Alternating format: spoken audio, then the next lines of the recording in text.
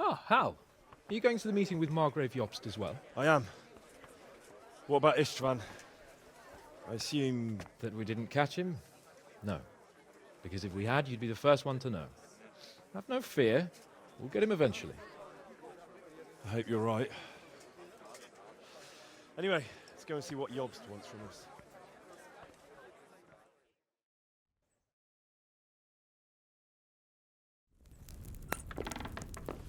My lords, Christ's blessings on you all. And on you, Lord Capon. And this is my son, Henry. I didn't know you had a son, Sir Radzig. Came as a bit of a surprise to young Henry, too. This gentleman here is John II of Liechtenstein, a member of my council. I'm honored, gentlemen. Come join us. Margrave Jobst was just about to tell us the reason for his visit. Your Grace? I'm sure we're all agreed, Your Graces, that all this unrest must come to an end. This kingdom needs a king. The question is, which king? My cousin, Wenceslaus IV, who is being held in captivity. I have to confess, my lord, that your answer surprises me a little. If I'm correctly informed, until recently you sided with your other cousin, Sigismund. That I cannot deny, and I have always stated my position plainly. But times have changed. How have they changed, Your Grace? Sir, there is one thing on which we undoubtedly concur, that King Wenceslaus, unfortunately, did not inherit his father's gift for governing. Sadly, his failures have cost Bohemia, the nobles, and our whole Luxembourg family a great deal of money and effort. How did the king let it go so far, damn it? It's in his temperament. He cares only for wine, women, and the hunt. A king, in fact, who never wanted to be king. Then why didn't he just let his brother have the crown? Young sir, the crown weighs heavy when there are duties to be performed, but to surrender it means giving up great privileges too. But he did surrender power to his brother. When things started getting out of hand, Wenceslaus appealed to Sigismund for help in restoring order. What, you're saying Wenceslas has invited him here? This is starting to make my head spin. Actually, it makes sense when you think about it. Sigismund wanted to re-establish the power of the whole House of Luxembourg. He thought if he helped Wenceslaus win the imperial crown, in return his brother would help him become the king of the Romans, and leave the actual reign of Bohemia and the empire to him. Sigismund would govern, while Wenceslaus could carry on doing what he was best at, enjoying the life of the imperial court. Why wasn't Wenceslas crowned Holy Roman Emperor long ago? He was already elected king of the Romans. All he had to do was go and let the Pope put the damn imperial crown on his head. Who knows? Maybe he'd prefer hunting and consorting with bathhouse wenches to spending time with the Pope. Well, so would I must admit.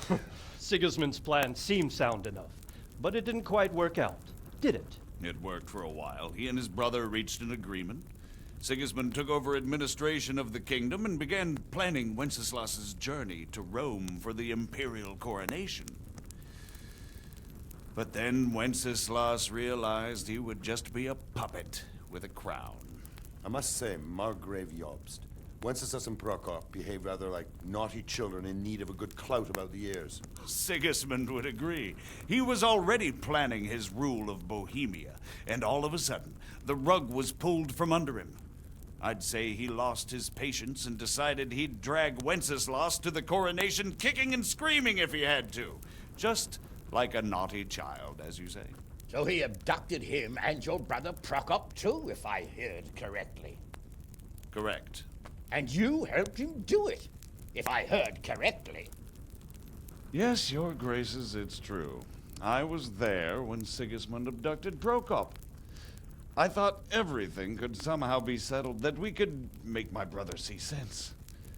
But Sigismund just wanted to put an end to the dispute once and for all, whatever the cost. There was nothing I could do to stop him. And that's one of the reasons why I'm here. The worst of it is that it was all for nothing. Instead of putting a stop to the revolt, it escalated it, and the result is this chaos we have today. That's true enough, sir. But I must admit now, I'm not sure what your position is. The king is incompetent, but we must protect him? The simple truth, gentlemen, is that for all of Wenceslaus's faults, we have no one else. So we'll have to make do with his idleness. People like him, though. But what can we do now? Sigismund has the League of Lords behind him. Otto von Berghof, Heinrich von Rosenberg. The situation has gotten completely out of control. Now even the nobles of the League of Lords are realizing that Sigismund wasn't the right choice. So now Berghof is on your side. Are we to assemble an army together with him and face Sigismund on the field of battle? We're not in Hungary now. Such affairs may be settled elegantly, without unnecessary hostilities or expenses. I have negotiated an alliance with the Hungarian bishops, the Polish, and of course the Czech nobility, against Sigismund. Every day he is losing the ground under his feet, and that's why I need your help too. What kind of help, though? Sigismund has a massive army, and Rosenberg, Berghof, and Prague are behind him. Do you have an army you could face him with?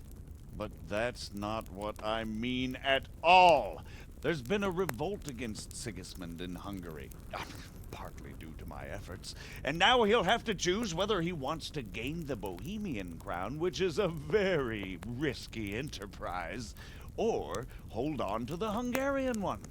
He can't have both. And there's a tough struggle awaiting him in Hungary. I'm not sure he'll win, and Rosenberg and Berghof know it too. They're not stupid. If the Bohemian nobility stands together, they will turn. We are men of little consequence, Margrave. Radzig here lost everything because of his alliance with Wenceslaus. Sir Divish came within a hair of the same fate. Even Rattay is defenseless against Sigismund and the League of Lords. What's more, your grace, King Wenceslaus languishes in captivity in Vienna. He can't rule too well from there. And what do you propose? To sit with your arms folded till the Bohemian lands are turned to ashes like Skalitz? We have to put a stop to this senseless war! And do you know, sir, what the true position of the League of Lords is? I'm not on the best of terms with them at this moment, so you'll have to ask them yourselves. Yes. Why not? I'll go and visit Berghof at his castle and we'll see what he tells me. You know, that's not such a bad idea, young sir. True. Though a little risky. I doubt Berghof would harm a blue-blooded envoy. And you can find out what he has to say about developments and what the League of Lords is planning. Then we'll decide what to do next. I'll help you compose a letter to him. I'd like Henry to come with me. Why not? He's proven himself an able investigator, and he'll also be a good bodyguard if anything should happen. And I'll send Sir John here to Kuttenberg to be my eyes and ears there.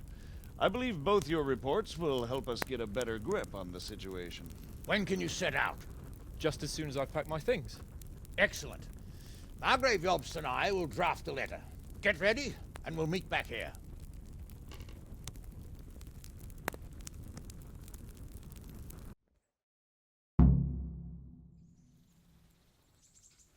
I expect it would be best to write it in your name as Lord of Lipa. Quite so, Margrave. What exactly am I to write? Oh, what isn't really the issue. The question is how. We need to learn where they stand on liberating the king and ousting Sigismund. If they'll make trouble or join our side, but... But we have to ask in a way that won't leave Sir Capon being run out of the castle with a whip.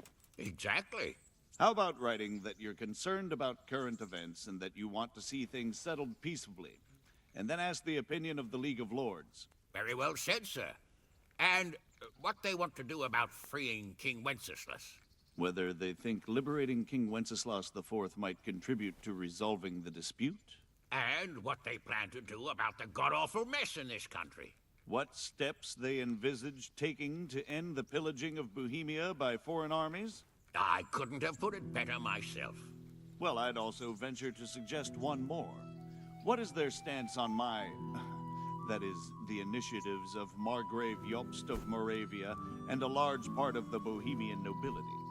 Whether they plan to take action against them or support their efforts? You read my thoughts, sir.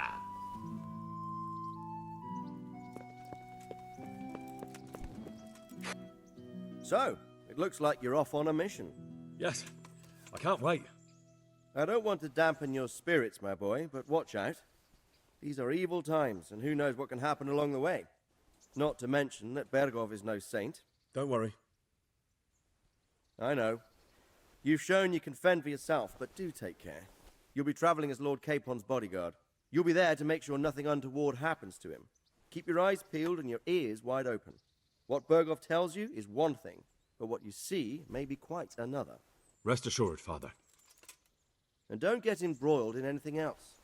Just hand over the letter, hear out his reply, and return. Yes. Very well.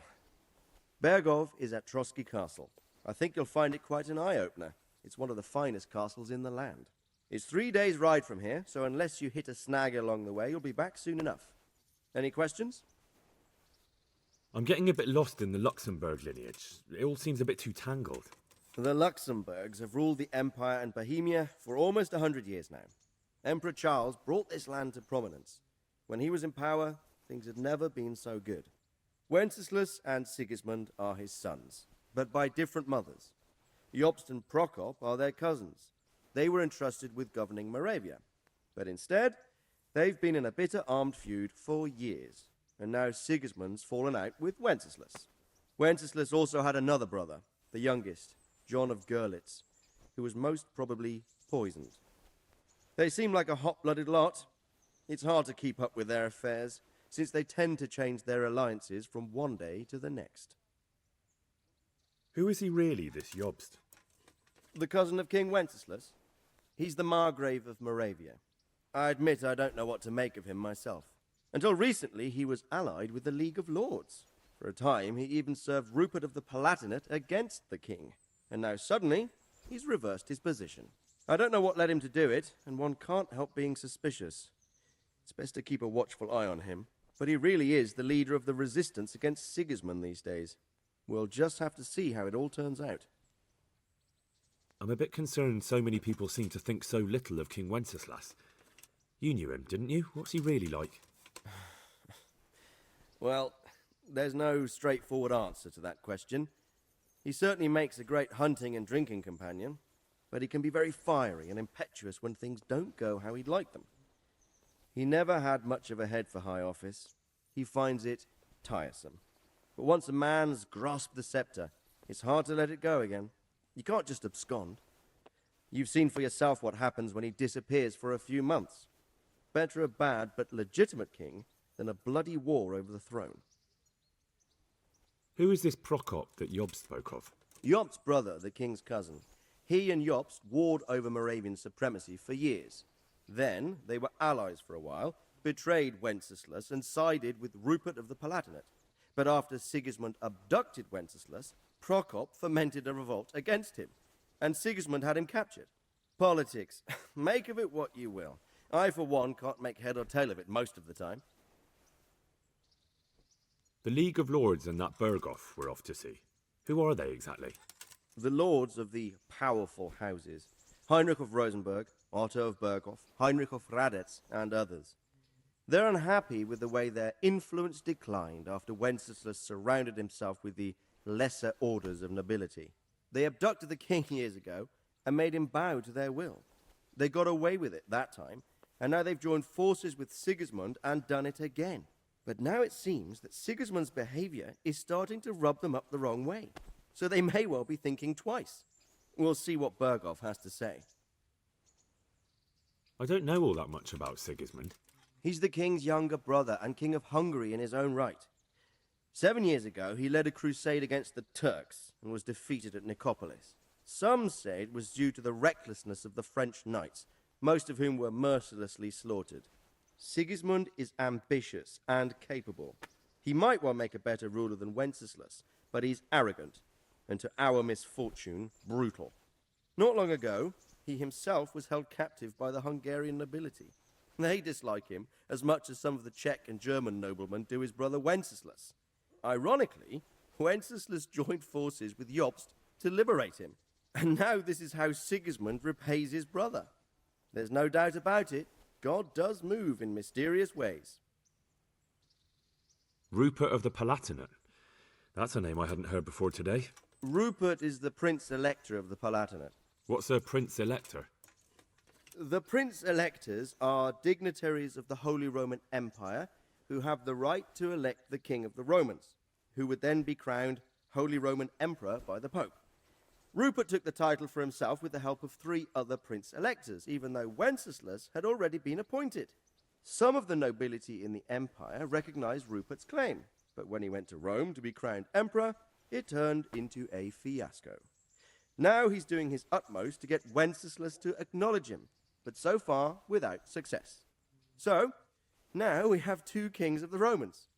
Jobst sided with Sigismund for a while, but now he's switched allegiance. He seems to do that quite a lot. That young man, Sir John of Liechtenstein. Why is he here? The Liechtensteins are a powerful Austrian family, with estates in Austria and Moravia. Sir John sits on Jobst's council. Since the king's being held captive in Vienna, I suppose it makes sense to have a powerful Austrian house as allies. It could be very useful. That's about all. Very well. Take the letter from Sir Hanush, and good luck, son. So what do you think of it all, Sir Divish? I think I don't know what to think. That makes 2 of us.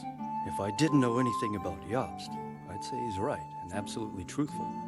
But I've heard too much about him already. Likewise. But I do feel he's the one with the best chance to put things right. Well, we'll see what we learn from Bergov. If the League of Lords stands with Sigismund, then our chances pale, in spite of everything Jobst said. We shall see. We shall see. That's about all.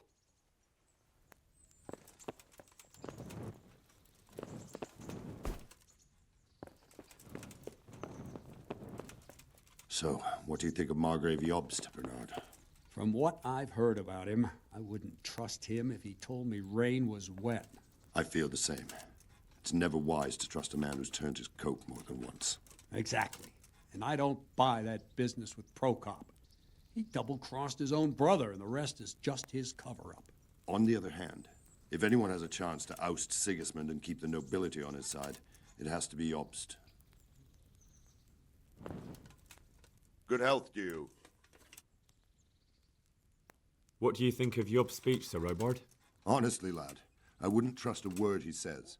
He'll drag us into something, and when the going gets tough, he'll turn tail and leave us to deal with the consequences. And who is this Jobst exactly? He spent 20 years wrangling over Moravia with his brother, Prokop. Then they suddenly reconciled when Sigismund was captured in Hungary, and they went plundering there, claiming it was with the aim of liberating him. When Wenceslaus sent them to parley with his enemy, Rupert of the Palatinate, the pair of them turned coats on the spot, took sides with Rupert, and together with the League of Lords and the Meissen nobles, laid siege to Prague. But then they made terms with the king. He agreed to hand over part of the government, and they sent the Meisseners home. This is no ancient history I'm talking about. It was only 2 years ago, and now, suddenly, he's Wenceslaus's greatest ally. Can you trust someone like that? Do you think that rescuing Wenceslaus will help the country, sir? God knows. The king is a drunkard. If he governed instead of boozing, wenching at the baths and hunting, there'd be peace and order. Quite honestly, I'm not surprised the Germans deposed him, or that Sigismund's patience ran out. Why? Wenceslaus himself sent for Sigismund to help him, and made an agreement with him. And when Sigismund started acting as agreed, Wenceslaus double-crossed him and claimed the agreement was invalid, just because he no longer liked it. What would you have done in Sigismund's place? On the other hand, now we've seen what Sigismund has been getting up to here, it's clear he's no better a sovereign than his brother. And that goes double for Rupert, not to mention Jobst, who might well have his eye on the Bohemian throne too. So, all in all, we're probably best off with the drunkard. Better the devil you know. And what about Prokop? Well, he stayed on the king's side, for most of the time at least, largely because they're birds of a feather. He's not keen on governing either. But woe betide anyone who tries to take control away from him. Then he would turn on his own brother, literally. He often behaves like a rebel, just in grander style. What do you think Sigismund's after? I'd say he wants to restore the empire to its glory days under his father, Emperor Charles, which his brother seems incapable of doing. But he's also defending the East against the Turks, and fighting with his own noblemen at home, battling his brother and cousins here, and Rupert and the Meissen nobles in Germany. He has a lot to deal with, and riding roughshod over everyone certainly isn't helping. Mind you, what else is he to do? I think in more settled times he might make quite a good king, but now he's missed his chance.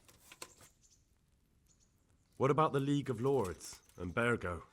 What are their objectives? Whenever the king is weak, the nobility tries to grab as much as it can. Not for the good of the country, of course, only for themselves. The League of Lords is full of men like that. When the king was captured the first time, they released him only after he nominated them to high office and ceded some of his power to them. Now that he's held captive a second time, they run the country at Sigismund's behest. Bergov is the highest vice-chamberlain in the land. As soon as the king was captured, he declared a pogrom on the Jews and raised the tax dues of towns and monasteries. Watch your step with him. And what about Rupert of the Palatinate? What does he want? Rupert? He appointed himself king of the Romans. And ever since then, he's been making the tactical moves of a coward who's not sure what to do. If Wenceslaus were a man worth his salt, he'd have dealt with him long ago. But then, if Wenceslaus was any use, he wouldn't be languishing behind bars in Vienna right now. Good. That was all I needed to know. Thank you, sir. You're welcome. Bear up, and take care of yourself. The world is a dangerous place, and Bergov's a dangerous man. See you later. How are you? God be with you.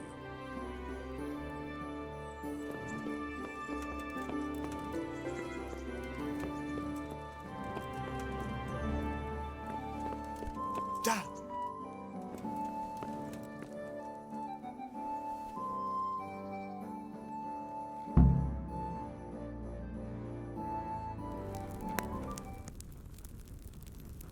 I believe we have written it well, gentlemen. Without a doubt.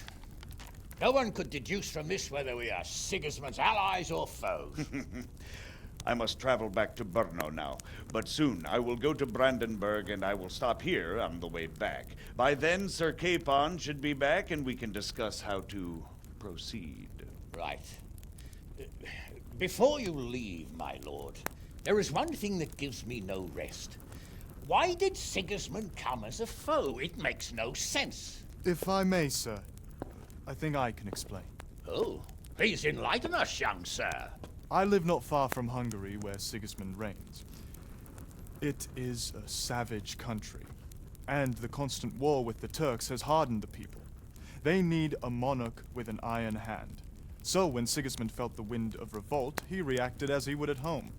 Only what works on the Hungarian nobles does not work here in Bohemia. Bringing order is one thing, but slaughtering and pillaging with a horde of barbarians quite another. What purpose does that serve? But Sigismund did give the Bohemian nobles a chance to take his side. It was only when they refused his ultimatum that he lost patience and took to the sword. As for the barbarians, he could afford nothing better. The Hungarian nobility would gain nothing from joining his campaign in Bohemia. He didn't have enough coin for a regular army, and so he recruited the Cumans. What he does not pay them, they make up for in plunder. But in the end, he didn't have enough to even satisfy the Cumans. That's why he raided Kuttenberg and Skalitz. He wanted the silver. That makes sense. My lords, how's the letter coming along? It's done. Then we can be on our way. Now remember what we said, boy. All you have to do is deliver the letter, listen to the answer, and come back here. Don't provoke Berghoff in any way. Provoke? Me? Never, Uncle. We'll be back in a few days. Farewell, your graces. Come, Henry, my men are waiting. I wish you Godspeed.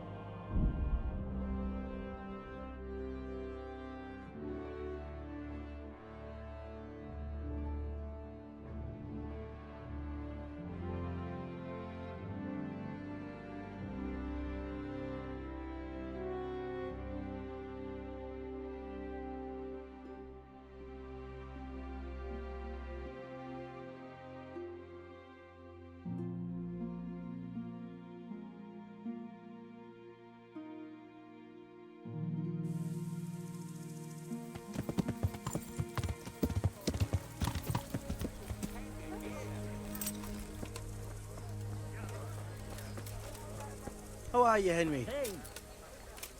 Hey, what a face. Good luck, then. God be with you. Have you heard the latest? One or two things. That wily fox is giving you the runaround, eh? Always one step ahead. That sounds like admiration. You've got to admit, he's pulled up a neat trick. To steal a castle from under someone's nose like that. That takes some doing. I'll be glad to have him as my brother in arms. But I don't want him for a lord. You're not an easy man to figure out sometimes. Enjoy it. No, I'm as simple as they come. All I care about is profit. And it doesn't matter how you get it. Good luck.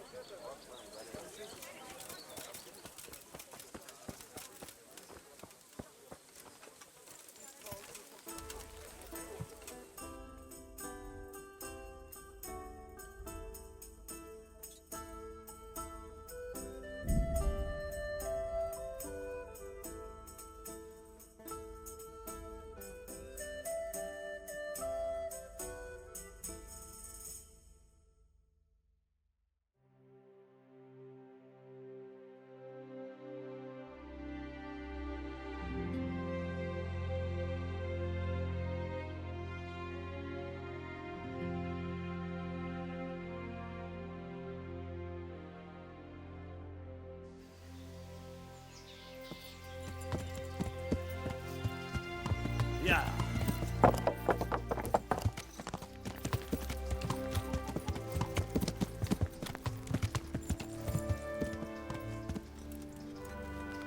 Yeah.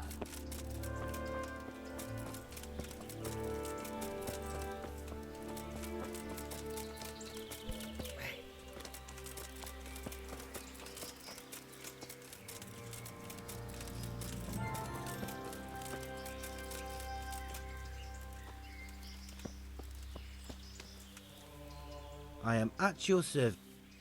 Take care.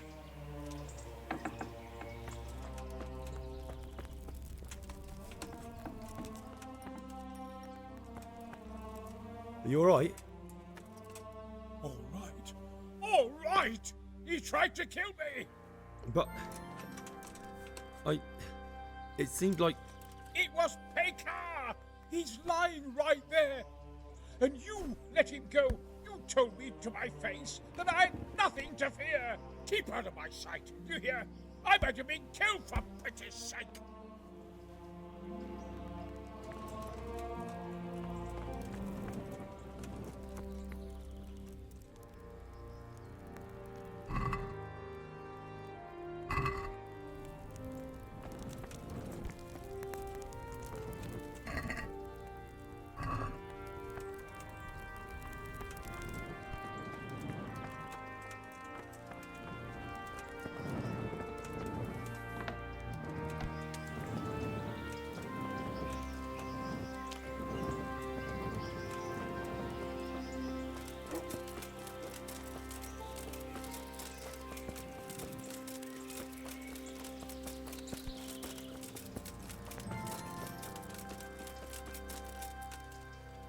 Nonsense.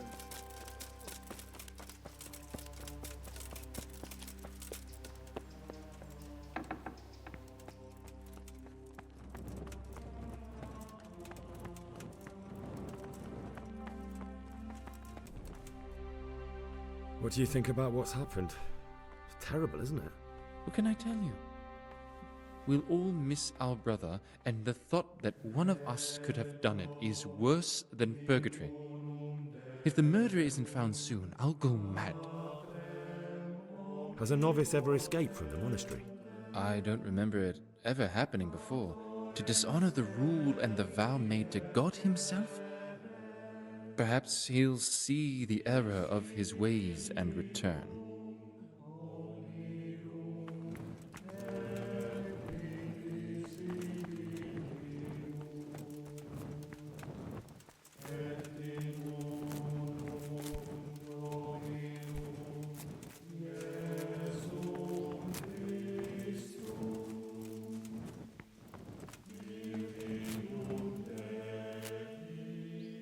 What do you think about what's happened?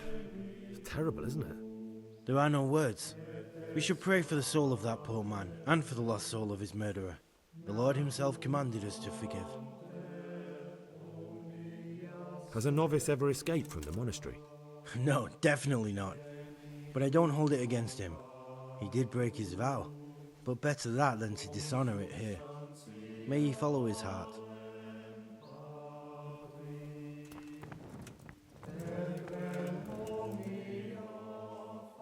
I'm still curious about this treasure trove of yours. It's no big terrible secret. Really, it isn't. I just go and read during... There's a lot of coin in the stash. You have to admit it looks suspicious. I admit it might look that way. But if I tell you what I'm hiding from everybody, I think you'll understand why. I hate to think of all I lost when they stuck me in here. And also because I really hate the question, aren't you the son of the famed Sir Smil Flashka of Pardubitz? I was rich and I had everything. But then my father began to feel his time approaching, so he decided to send a son to the monastery. And, being the youngest, the lot fell on me. I've no head for managing the estate, and they said I'd squander it. Can you imagine? Me, in a monastery. So I took what coin I could from home with me, so I didn't lose out completely. What about the dagger? That's a memento of better times. Father gave me that when I was a little lad. And it's done right by me more than once, when I got drunk somewhere with the wrong sort of people. Do you know how to fight? And how? Boozing and brawling. God, how I miss that here.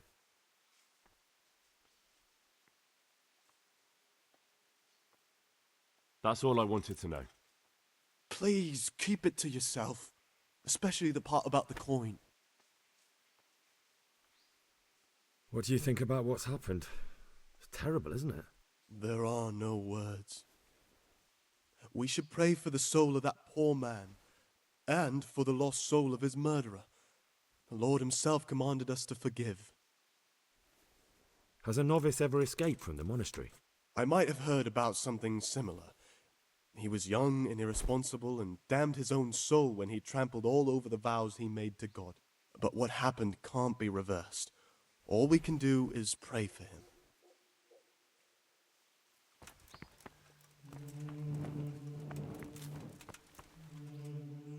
What do you think about what's happened? It's terrible, isn't it? It's horrible. I'd never believe it could happen in the monastery, far away from the sins of the outside world. It will never be the same here again. It's such a loss. Our brother was a true Christian. Has a novice ever escaped from the monastery? Not that I know of, and I don't understand it. What did he lack here? All that awaits him in the outside world is sin and suffering.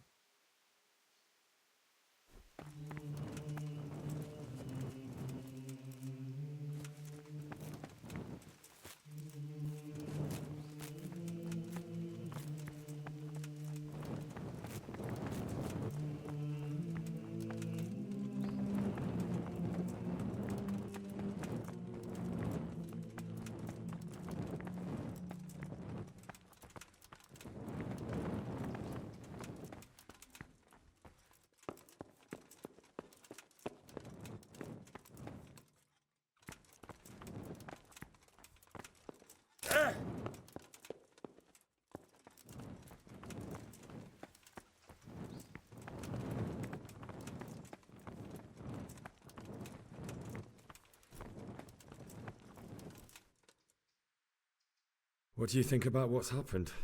It's terrible, isn't it? What can I tell you? We'll all miss our brother. And the thought that one of us could have done it is worse than purgatory. If the murderer isn't found soon, I'll go mad. I'm interested in the election of the new abbot. You're not alone. Everyone's so worked up about that they spend... Why? What's wrong with... Many brothers think more about their stomachs than prayer. The older brethren bend the rules of the order to make... That's all.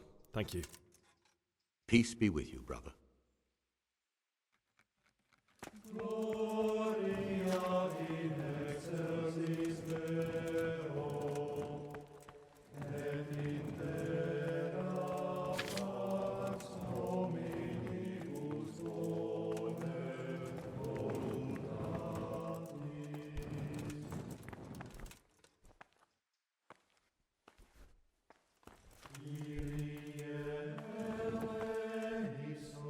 What do you think about what's happened? It's terrible, isn't it? Please don't ask me about that. It's too soon for me to talk about it. Pray for his soul, brother.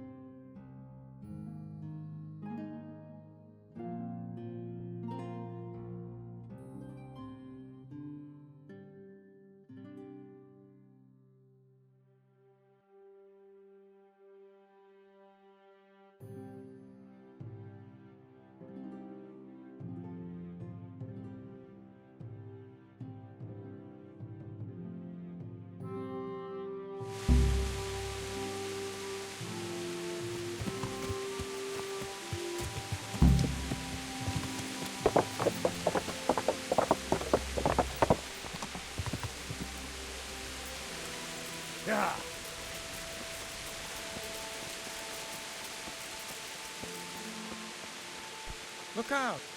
Sir Capon didn't want to wait for you any longer, sir, so he left to go hunting. He said they'd wait for you in the camp by the road, near Neuhof. God be with you. Good luck to you.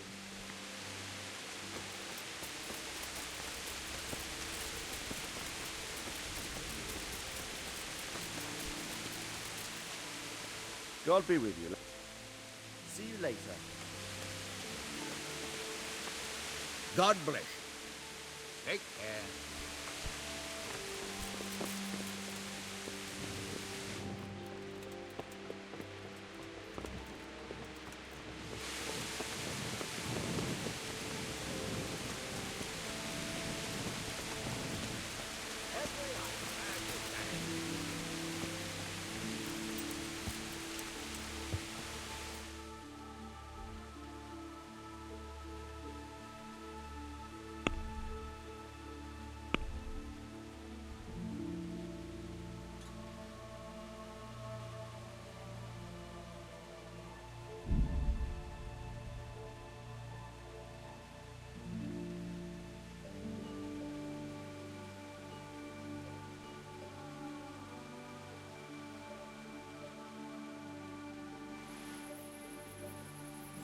Yeah.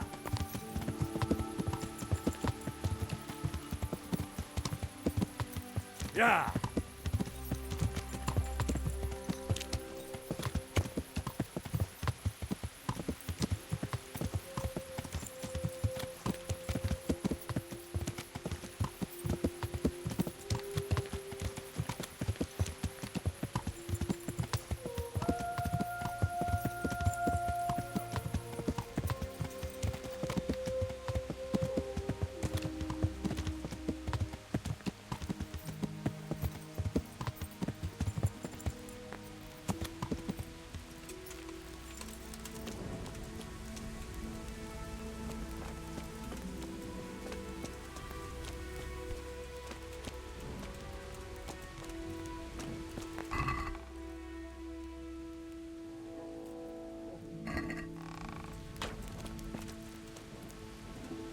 How about it, Henry? Can we go? Are you ready for this?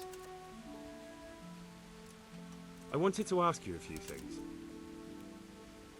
What do you think about Sir Jobst and his plan? Well, I admit all the scheming has me a little lost. I thought Sigismund was the devil, Wenceslaus a martyr, those on his side the heroes, and those against him the villains.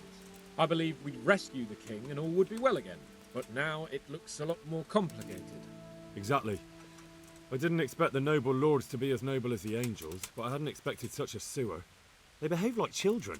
I can't fathom how after all this backstabbing they're somehow still on speaking terms. I don't know either. It beggars belief. Did you know that King Wenceslaus is such a... feckless drunkard? Not really. And to be honest, I'm not sure I wanted to know. I slept better believing my fate was watched over by a wise and powerful monarch. So did I. What a dismal world when you can't keep trust in your own king. On the other hand, times were better with him here than with him gone. Isn't that the truth? What do you think of Sigismund? If I were him, I'd have had enough of my brother even sooner. But he's a monster. Look at what those hordes of his are getting up to here. What he did in Skalitz. True enough. On the other hand, if Wenceslaus and Prokop hadn't double-crossed him, none of this would have happened. No one forced him to burn Skalitz. That's a fact.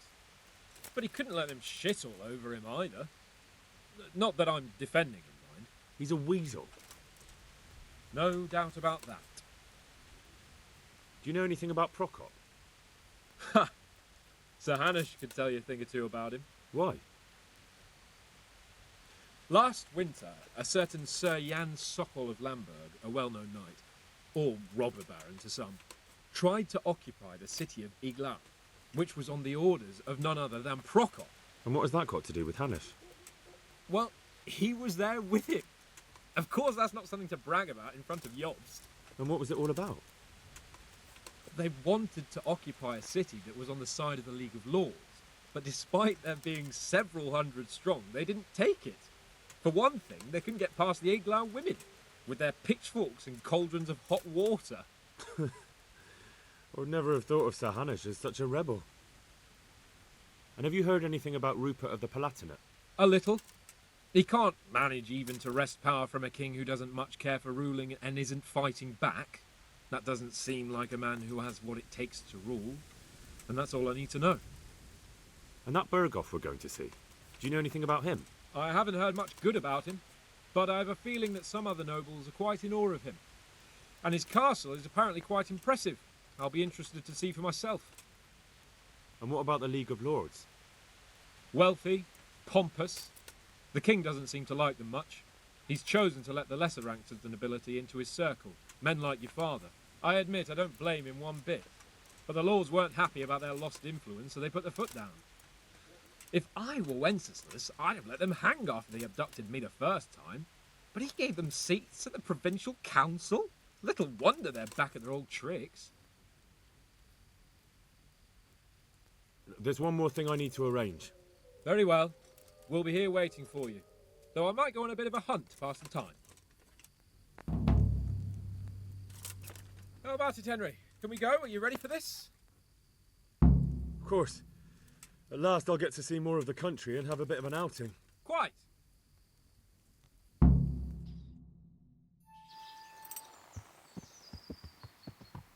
Let's get to it then.